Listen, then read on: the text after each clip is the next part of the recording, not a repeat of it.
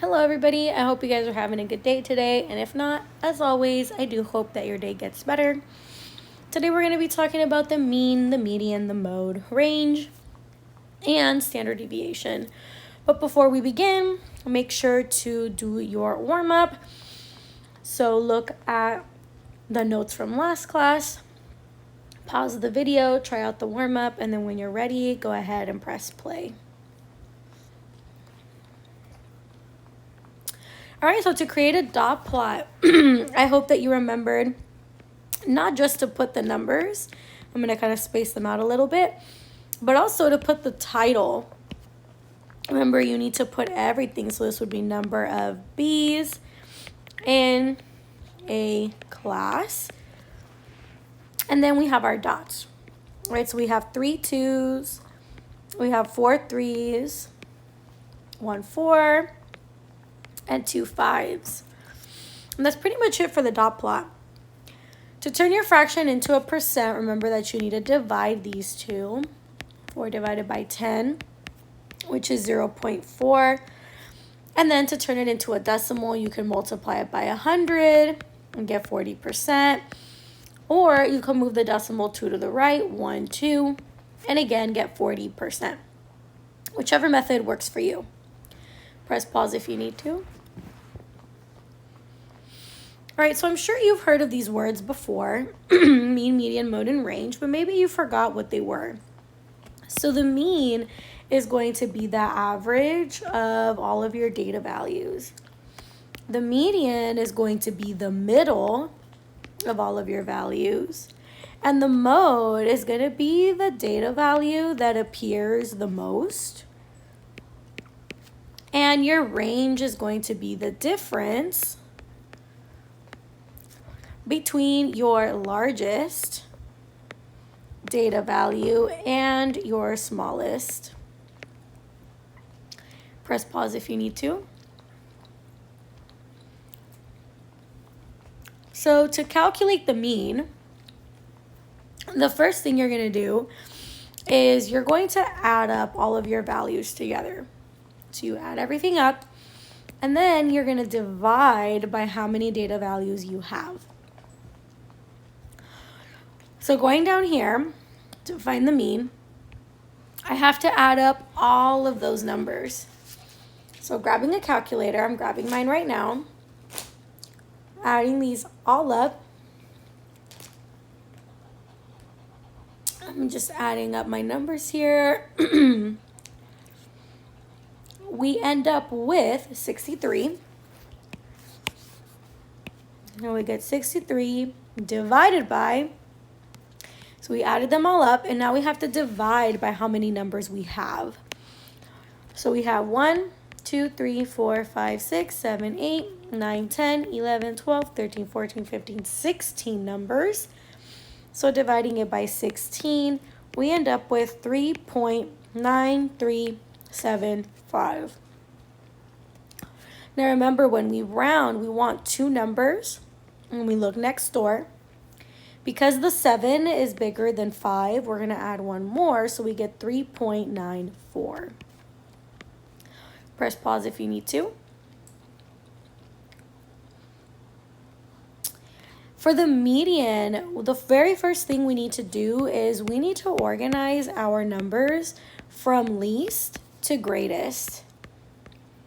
This is a really important step that a lot of people forget.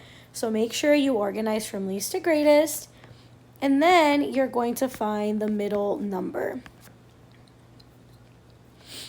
So doing that down here, let's go ahead and organize our numbers from least to greatest.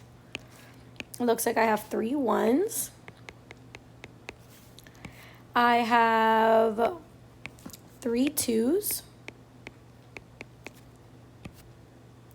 It looks like I have 2 3s. 1, 2, 4, 5 5s.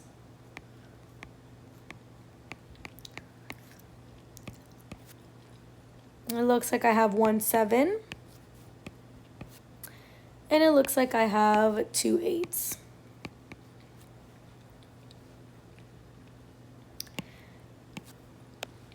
So now that we have our numbers organized, we're going to try and find the middle number.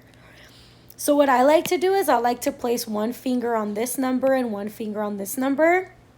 And then I slowly work my way in, right? So we have 1, 1, 2, 2, 3, 3, 4, 4, 5, 5, right? I just work my way in. And you'll notice that these two are going to end up being your middle numbers. So let's go ahead and put a box on these two. Let's put an arrow towards our median. So our middle number is between 3 and 5. So what happens when we have two middle numbers? All right, it says if there's two, you're going to add them up. And then you're going to divide by 2. If you have a highlighter, I recommend highlighting this because so many students forget about this step. Press pause if you need to. So adding these up here, we're going to do 3 plus 5, which is 8. And then we're going to divide by 2, which gives us 4. And this should make sense, right? The number between 3 and 5, the number between 3 and 5 is 4. So our answer makes sense with our work. Press pause if you need to. All right, for the mode, you need to organize your data from least to greatest, which we already did. And then you're just going to find the number that appears the most.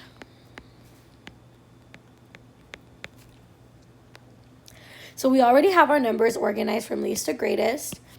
And the reason why we want to do that is because it makes it so easy to see which number we have the most of. In this case, it's 5. Imagine trying to figure out what number appears the most using these numbers. It would be really hard to tell which number repeats the most times. So having our data organized from least to greatest is really helpful. Right, and last but certainly not least, to find your range, all you're going to do is subtract your largest and smallest number. So it's going to be your big minus your small number. So in this example, our big number is 8. Our smallest number is 1. So we do 8 minus 1, and we get 7. Press pause if you need to. All right. Oh, let me go ahead and erase all of this. Sorry about that. We'll get to it right now. Standard deviation is probably something you haven't heard of before.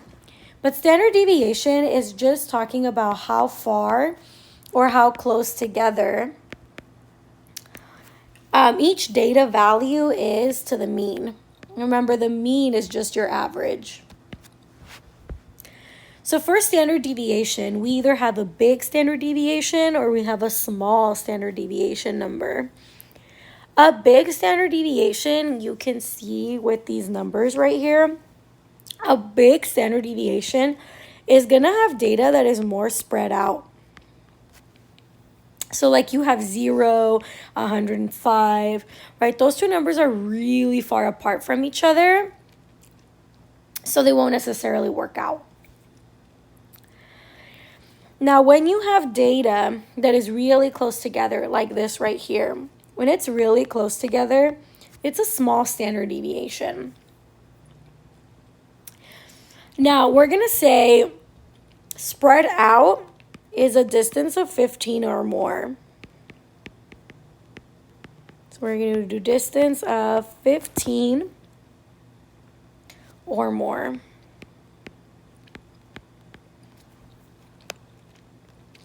Press pause if you need to.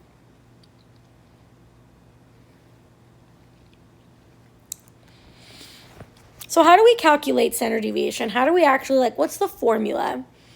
Well, believe it or not, this whole entire thing is the formula.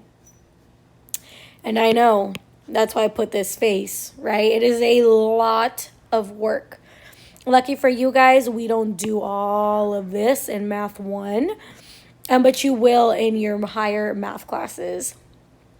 For now, we're just going to estimate it. So to estimate it, if you have a highlighter, I recommend to highlight step 1. You're going to calculate the mean. After you calculate the mean, you're going to compare it with your data. You're going to see if it's close or far to the rest of your data values. And I'll show you what I mean in this next example. So the first thing we want to do is we want to find the mean. So just like we did before on the previous page, to find the mean, we got to add everything up and divide by how many numbers we have. So doing that over here, we're going to go ahead and we're going to add up all these numbers.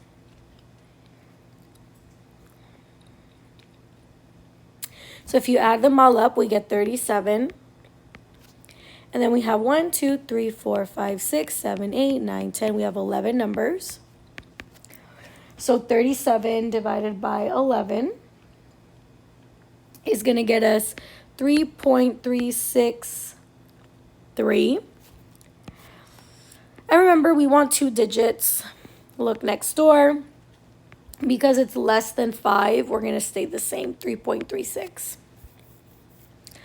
Once we have the mean, we get to compare this number to every single data value that we have. So looking at 3.36, is 3.36 close to these numbers or far from these numbers? Hopefully you're thinking close. So this is going to be a small standard deviation. I'm going to do SD for short. Press pause if you need to.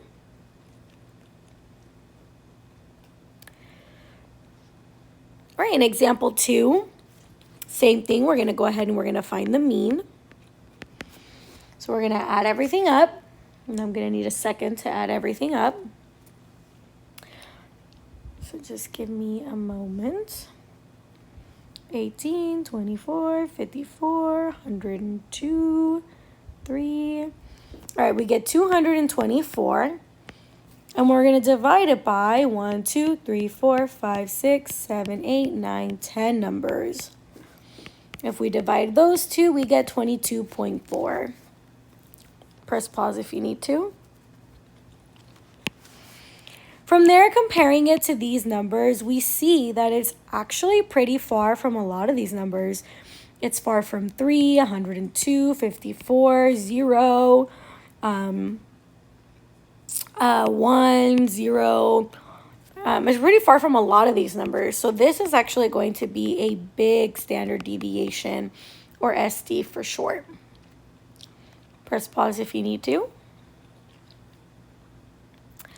What I would like you to do now is I would like you to do example 3 on your own. So go ahead and start by calculating the mean. Pause the video. Once you have the mean, go ahead and press play.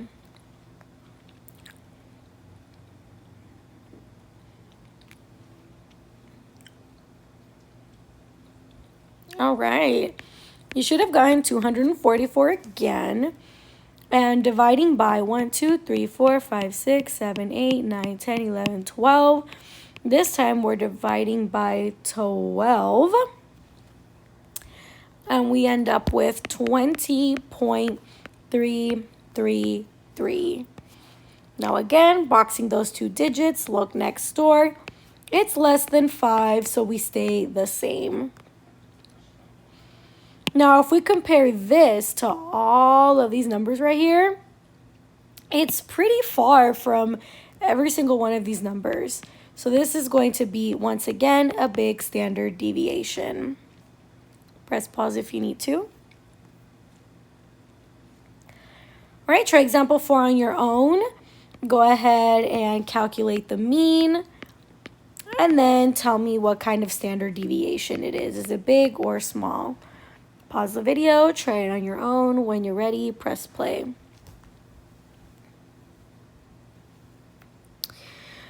All right, so adding up all of these numbers together, I actually don't know what you get. So 132 plus 135, 145, 128, 120, 131, and 135. We get 926 divided by 1, 2, 3, 4, 5, 6, 7 divided by 7. And we get 132.285. Once again, box 2 numbers look next door. Because it's 5, we're going to go ahead and add one more. So that should be 132.29. Now, even though this is a big number, that does not mean that this is a big standard deviation. Because 132 is really close to all of these numbers. So even though it is a big number, this is still going to be a small standard deviation because 132 is really close to all of the other numbers that we have. So again, even though it's a big number, it's not a big standard deviation. Remember, standard deviation only cares if you're really close to each other or really spread out. All right, that's it for today's video. If you have any questions, make sure to let me know. I hope you guys have a wonderful rest of your day, and hopefully I will see you all soon. Bye, everyone.